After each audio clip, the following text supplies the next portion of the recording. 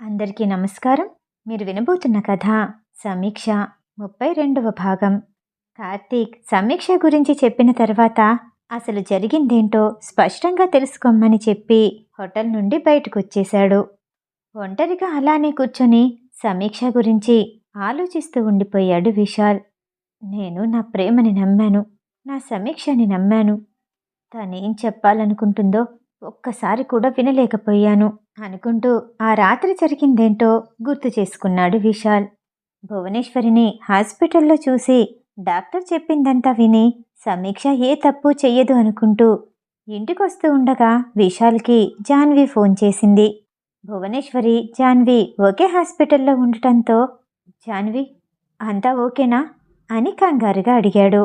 అవును విశాల్, కంగారు పడాల్సిన అవసరం లేదు, కానీ నీకు విషయం చెప్పాలనుకుంటున్నాను. నిన్న సమీక్ష ఫోన్ చేసింది. నన్ను జాబ్ నుండి రిజైన్ చేయమని చెప్పింది. నేను దానికి ఒప్పుకోలేదు.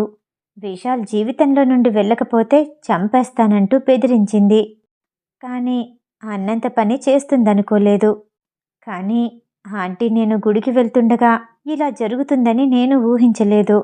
ఆంటీకి ఇలా అవ్వటం నాకు చాలా బాధగా ఉంది అని జాన్వి చెప్పగానే దాని గురించి తర్వాత మాట్లాడదాం అని విశాల్ అనటంతో అతను నమ్మట్లేదని అర్థమైన జాన్వి, కావాలంటే వాయిస్ రికార్డు పంపిస్తాను, తను నాతో మాట్లాడిన మాటలు నువ్వే స్పష్టంగా విను అంటూ వాయిస్ రికార్డు పంపించింది.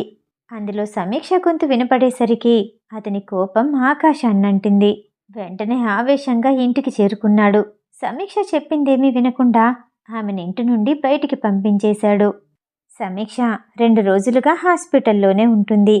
చైత్రాని సమీక్ష తల్లి రాధిక దగ్గరే ఉంచి విశాల్ ఒక రోజంతా కనపడకుండా ఆఫీసులోనే ఉండిపోయాడు.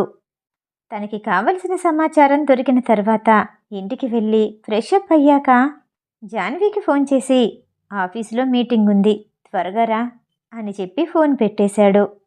జాన్వి మరో 15 గంటలో ఆఫీస్కి చేరుకుంది. వేగంగా మీటింగ్ హాల్కి వచ్చి ఒంటరిగా కూర్చున్న విశాల్తో, క్లయింట్స్ ఇంకా రాలేదా? ఫైల్స్ ఏమన్నా కావాలా? క్లయింట్స్ వచ్చే ముందు చెయ్యాల్సిన పనులున్నాయా? మీటింగ్ జరగబోయే ముందు చెయ్యాల్సిన ఏర్పాట్ల గురించి అడిగింది జాన్వి. నా క్లయింట్ వచ్చేసింది. నేను ప్రత్యేకంగా నా పిఏతో ఒంటరిగా మీటింగ్ తీసుకోవాలి అనుకుంటున్నాను. రా, ఇలా కూర్చో అని కళ్ళతోనే చైర్ని చూపిస్తూ అన్నాడు విశాల్. సంకోచిస్తూ ఇబ్బందిగా నవ్వుతూ విశాల్ చూపెట్టిన కుర్చీలో కూర్చుంది. ఏంటి విశాల్, ఇవాళ కొత్తగా మాట్లాడుతున్నావు? నాతో మాట్లాడాలంటే ఇక్కడి వరకు ఎందుకు? ఆఫీస్ క్యాబిన్ చాలు కదా అని చాలా మామూలుగా అంది. నాకో విషయం చెప్పు, ఆ ట్రక్ డ్రైవర్కి నువ్వెందుకు బెయిల్ ఇచ్చావు? విశాల్ తిన్నగా విషయానికే వచ్చాడు. మొదట కంగు తిన్న జాన్వి తన మనసుని తానే సర్ది చెప్పుకొని, అదేంటి విశాల్ అలా మాట్లాడతావు? ఆ డ్రైవర్కి బెయిల్ ఇవ్వకపోతే బయటకొచ్చి మీ కుటుంబం గురించి ఎలా మాట్లాడతాడు? పరువంతా పోతుంది. మీ ఇంటి కోడలు అలాంటి పని చేసిందంటే అందరూ ఏమనుకుంటారు? ఒకప్పుడు నువ్వు నన్ను కాపాడావు, అలాంటిది నీ పరువు పోతుంటే చూస్తూ ఉంటానా అని జాన్వి అనేసరికి విశాల్ ఆమె వైపు అనుమానంగా చూసి, ఇదంతా నా కుటుంబం గురించి ఆలోచించి చేశావు. చాలా మంచిది, కానీ మా అమ్మకి బదులు నీకు యాక్సిడెంట్ జరగాల్సింది. ట్రక్ కారుకి డాష్ ఇచ్చే సమయానికి నువ్వు కారులో నుండి బయటికెలా దూకేశావు? సరిగ్గా అదే సమయానికి అమ్మ మాత్రమే ఉంది, నువ్వు కారులో లేవు అని విశాల్ అనేసరికి జాన్వికి భయంగా అనిపించింది. అంటే నేను కూడా ఊహించలేదు. మనం ప్రయాణిస్తున్నప్పుడు ఏదైనా అలా జరుగుతుందని ఊహిస్తామా? నిజానికి ముందుగా ఆంటీని బయటికి తీసుకెళ్లాలని ప్రయత్నించాను, కానీ ఎలా జరిగిందో నేనే ముందు బయటపడ్డాను అని జాన్వి చెప్పగానే, అయితే దీని సంగతేంటి అంటూ తన మొబైల్లో ఒక వీడియో ప్లే చేసి జాన్వి ముందుంచాడు. హోటల్లో జరుగుతున్న పార్టీలో విశాల్ తాగే డ్రింకులో ఏదో మత్తు మందు కలిపింది జాన్వి. కాసేపటికి అతను మత్తుగా పడిపోయిన తర్వాత అతని నెమ్మదిగా హోటల్ రూమ్కి తీసుకెళ్ళింది. ఇంత చీప్గా బిహేవ్ చేయటానికి నీకు సిగ్గుగా అనిపించలేదా అని కోపంగా అన్నాడు విశాల్.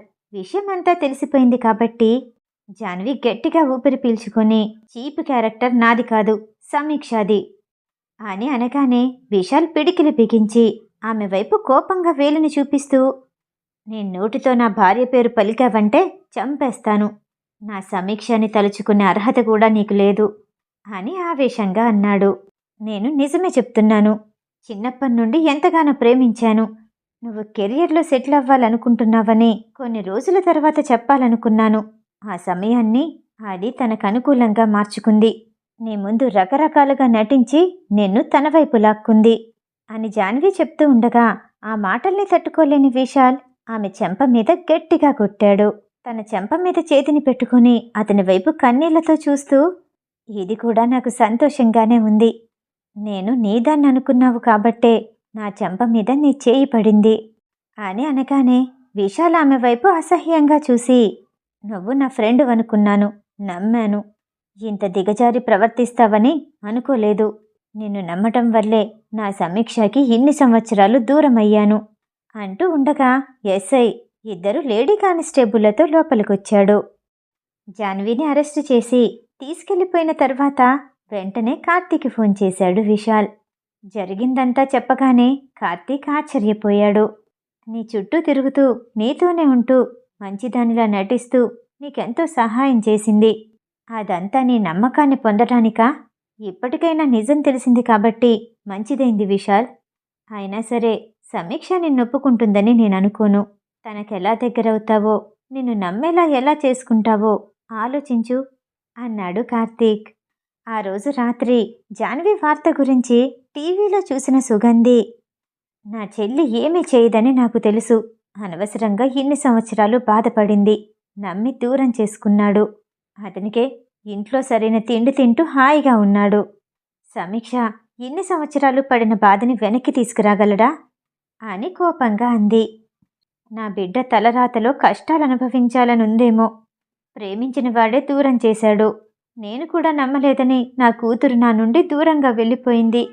తప్పు చేసిందొకరు, శిక్ష అనుభవించిందొకరు అంటూ కన్నీళ్లు పెట్టుకుంది రాధిక. సమీక్ష ముందుకి ఎలా వెళ్లాలో విశాల్కి అర్థం కాలేదు.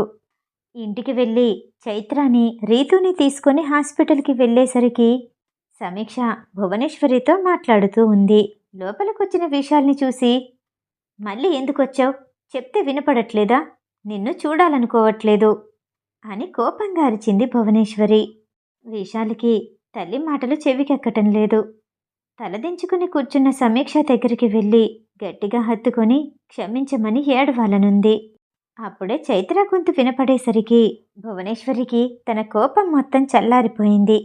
అమ్మా, ఇంక ఇంటికి వెళ్ళిపోదాము. నిన్ను చూసి 3 రోజులవుతుంది. నాన్న కూడా కనిపించలేదు.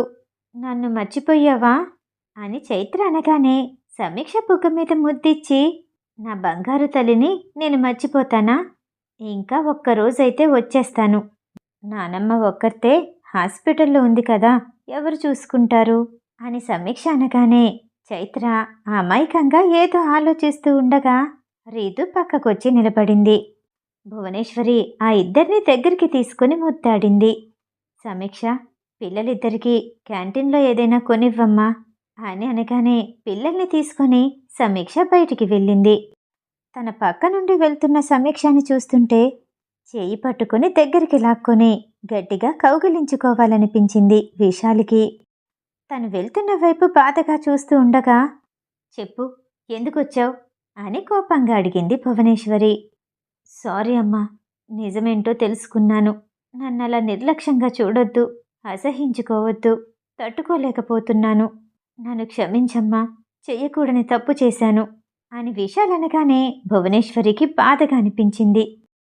నిన్నలా అంటం నా ఉద్దేశం కాదు. బాధ పెట్టాలనుకోవట్లేదు. నా కోడల్ని ఒంటరిగా చేసావన్న బాధే తప్ప నా కొడుకు మీద నాకు కోపం ఉంటుందా? ఏం జరిగిందో నాకు తెలీదు. నిజం తెలుసుకున్నాను అంటున్నావు. నువ్వు చేసింది సారీ చెప్తే పోయేది కాదు. కానీ విసు, ఇప్పటికీ చెప్తున్నాను, నా కోడలు నిన్నెప్పుడైతే అంగీకరిస్తుందో నేను అప్పుడే క్షమిస్తాను. గుర్తుపెట్టుకో, నా కోడలు నిన్ను ప్రేమించాలి, నిన్ను అంగీకరించాలి. గతంలో ఎలా ఉండేదో అలానే నాకు అప్పగించాలి. తన మొహంలో సంతోషం తిరిగి చూడాలి. అప్పటి వరకు నిన్ను క్షమించను అని భువనేశ్వరి చెప్పగానే ఆమెకెదురుగా ఉన్న కుర్చీలో కూర్చొని కళ్ళు ఎర్రబడేలా చాలాసేపు ఏడ్చాడు. ఇద్దరి పిల్లలతో సమీక్ష తిరిగొచ్చేసరికి విశాల్ కళ్ళు వాచి మొహం ఉబ్బినట్టు కనిపించింది సమీక్షకి. అయినా సరే అదేమీ పట్టించుకోకుండా, అత్తయ్య, మీరు డిన్నర్ చేయటానికి ఆలస్యమైంది. నేను చెప్పొచ్చాను, కాసేపట్లో తీసుకొస్తాడు అని సమీక్ష అంటూ పక్కనే ఉన్న కుర్చీలో కూర్చుంది. విశాల్ తిరిగి బయలుదేరుతూ, అమ్మా, నీ ఆరోగ్యం జాగ్రత్త అంటూ సమీక్ష వైపు తిరిగి, సమీక్ష, 3 రోజులుగా అలసిపోయావు, ఇంటికొస్తావా అని అడిగాడు. చాలా సంవత్సరాల తర్వాత అతని నోటి నుండి సమీక్ష అన్న పేరుని విని వెన్ను ఒక్కసారిగా జలధరించినట్టు అనిపించింది. మనసులో ఏదో తెలియని భావంతో అలానే కూర్చుండిపోయింది సమీక్ష.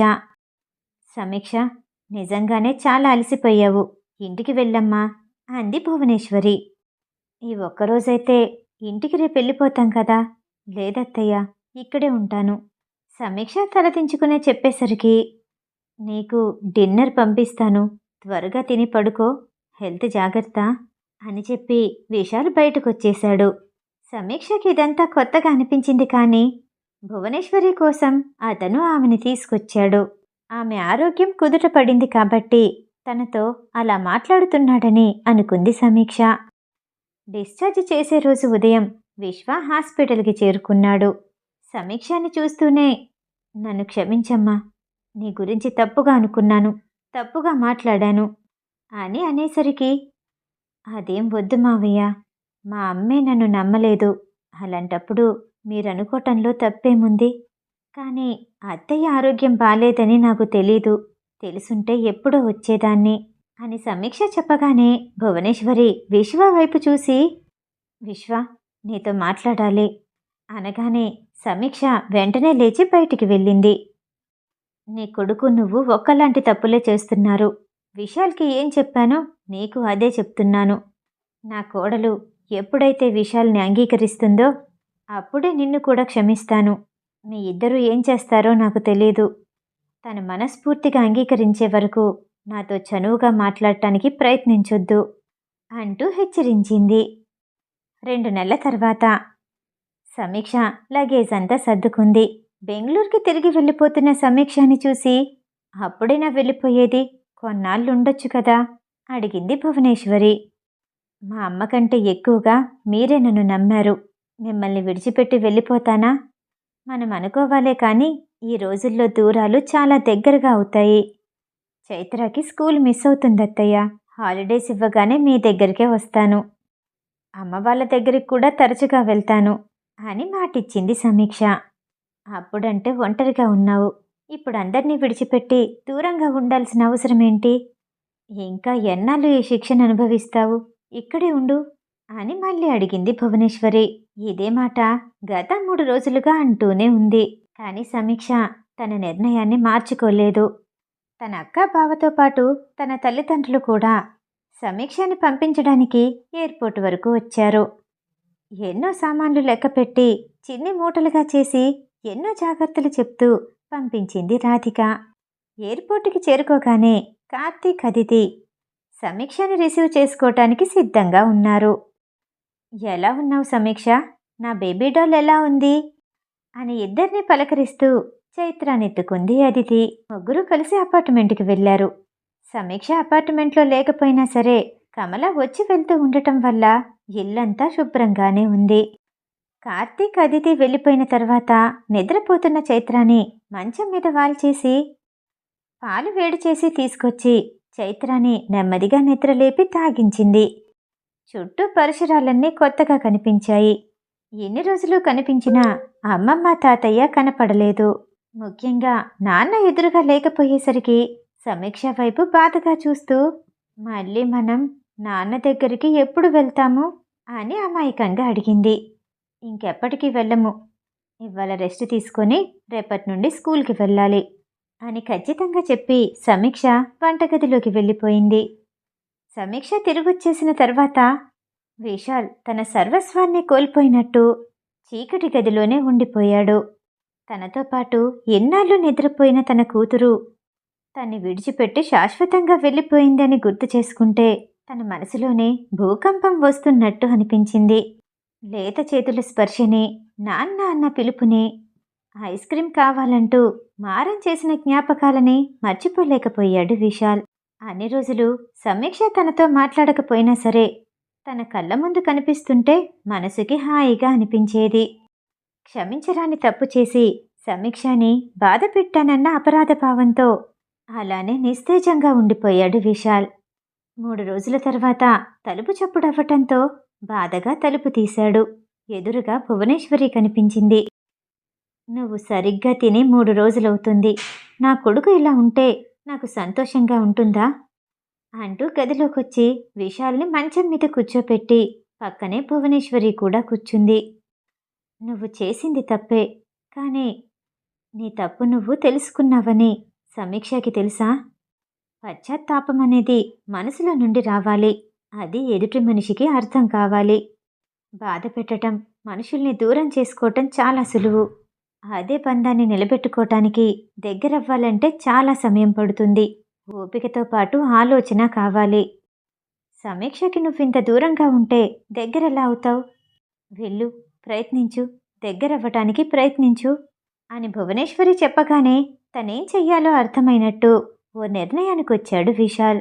మిగతా కథ తర్వాయి భాగంలో. ఈ కథ వింటే మీకు నచ్చినట్టయితే లైక్ చేసి సబ్స్క్రైబ్ చేయండి. మళ్ళీ రేపు కలుద్దాం. నమస్తే.